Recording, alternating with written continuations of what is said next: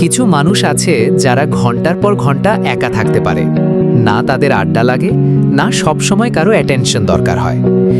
কারো সাথে কোথাও ঘুরতে না যাওয়া, এমনকি নিজের পরিবারের সাথেও তেমনভাবে মিশে না। তারা নিজের রুমে নিজের চিন্তার ভেতরেই শান্তি খুঁজে পায়। কিন্তু প্রশ্ন হলো, যারা একা থাকতে পছন্দ করে তাদের মনোবিজ্ঞান আসলে কি? তারা কি দুঃখী, নাকি সমাজকে ঘৃণা করে, নাকি তাদের মস্তিষ্ক অন্যভাবে কাজ করে? মনোবিজ্ঞানে একটা গুরুত্বপূর্ণ বিষয় আছে। লোনলিনেস আর সলিটিউড এক জিনিস না। লোনলিনেস মানে হলো তুমি মানুষের সঙ্গ চাও কিন্তু পাচ্ছ না, আর সলিটিউড মানে তুমি ইচ্ছা করেই একা থাকছো, কারণ এতে তোমার শান্তি লাগে। যারা একা থাকতে ভালোবাসে তাদের অনেকেই ইন্ট্রোভার্ট পার্সোনালিটির হয়। তাদের মস্তিষ্ক সোশ্যাল ইন্টারঅ্যাকশন থেকে খুব দ্রুত ক্লান্ত হয়ে যায়। অনেক মানুষের সাথে কথা বলা, ভিড়, হইচই, এক্সেসিভ অ্যাটেনশন এইসব তাদের মেন্টালি ড্রেন করে ফেলে। তাই তারা একা থেকে নিজের এনার্জি রিচার্জ করে। কিন্তু ইন্টারেস্টিং ব্যাপার হলো, এরা সবসময় শাই বা দুর্বল না। অনেক সময় সবচেয়ে ইন্টেলিজেন্ট আর ডিপ থিঙ্কার মানুষগুলোই একা থাকতে পছন্দ করে। কারণ যখন তুমি একা থাকো তখন তোমার মস্তিষ্ক ডিস্ট্র্যাকশন ছাড়া চিন্তা করতে পারে।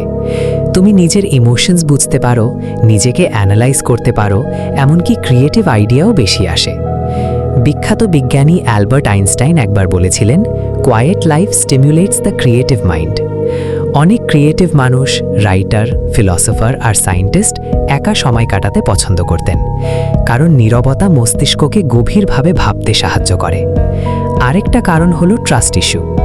অনেক মানুষ বারবার ফেক রিলেশনশিপ, বিট্রেয়াল বা ডিসঅ্যাপয়েন্টমেন্টের পর মানুষের ভিড় থেকে দূরে সরে যায়।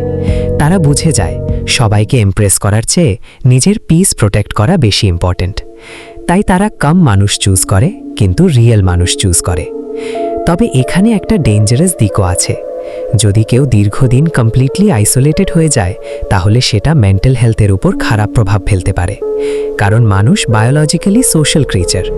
তাই হেলদি সলিটিউড আর পেইনফুল আইসোলেশন, এই দুইটার মধ্যে অনেক বড় পার্থক্য আছে। তাই পরের বার যখন দেখবে কেউ একা থাকতে পছন্দ করে, তখন তাকে অ্যারোগ্যান্ট বা উইয়ার্ড ভাবার আগে মনে রেখো, হয়তো সে পৃথিবী থেকে পালাচ্ছে না, বরং নিজের ভেতরের পৃথিবীটাকে বুঝতে শিখছে। ভিডিওটি ভালো লাগলে লাইক, শেয়ার আর কমেন্ট করে চ্যানেলটিকে সাবস্ক্রাইব করে দিবেন। ধন্যবাদ।